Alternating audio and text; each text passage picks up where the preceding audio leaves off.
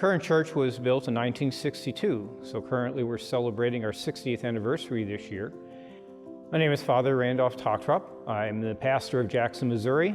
I've been here now 2 years, and we continue to begin this new capital campaign that started right before I came, but had to be suspended because of COVID. Before COVID, the church was completely full, standing in the back, sitting on chairs, even overflow downstairs in our fellowship hall.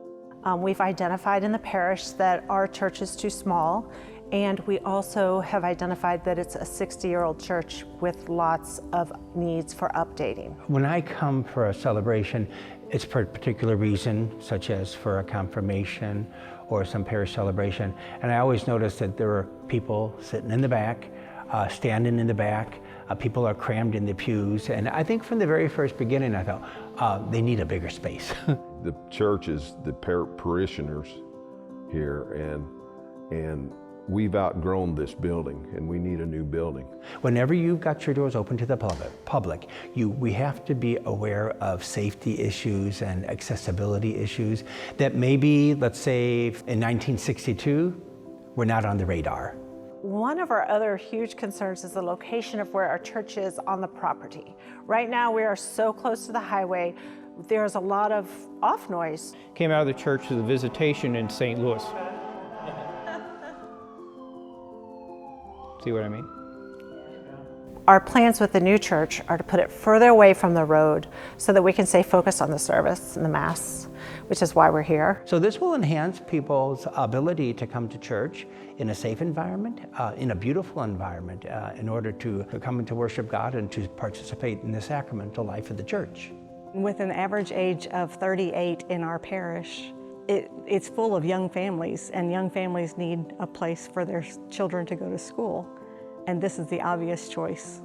When we come to Mass, we also have adults coming into the parking lot to come to Mass, so they're trying to drive into the parking lot at the same place the students are crossing the street, and also when Mass is over, we're trying to leave the church, and cars are trying to leave the parking lot at the same time, and it's been kind of hazardous for the students.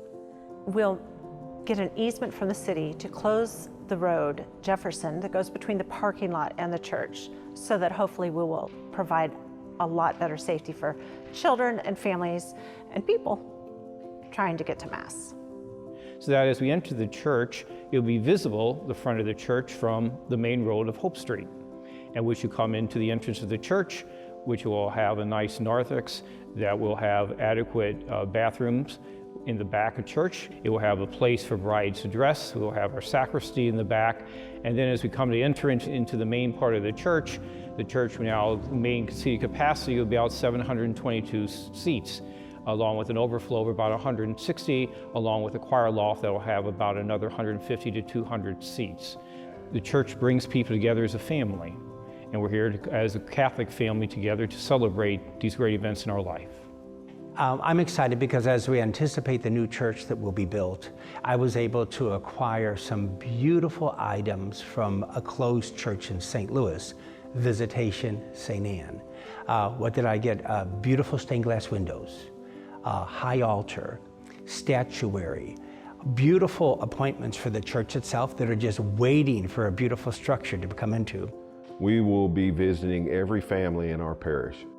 To those of you that's already pledged, we will be asking you to virtually reset your pledge and to commit to another 5-year pledge. Now, pledges don't have to be just cash, they can be assets as well.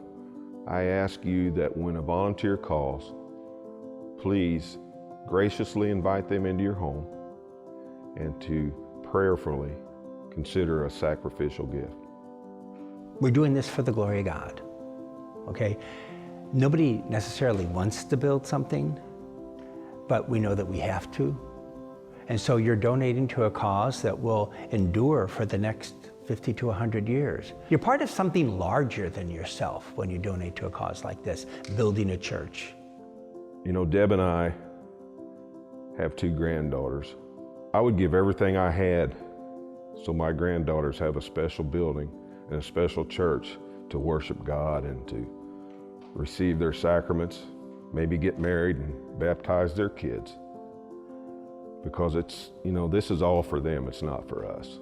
As you turn to our Blessed Mother, as we've been praying after communion, the prayer to our Blessed Mother for the success of our new building church, we take this opportunity to come in faith, knowing that this reality will come with God's blessings and God's help, that we can become the true disciples that we're called to be, to give of ourselves, of our time, treasure, and talent, especially our prayerful financial sacrifice to give to the new building of this church.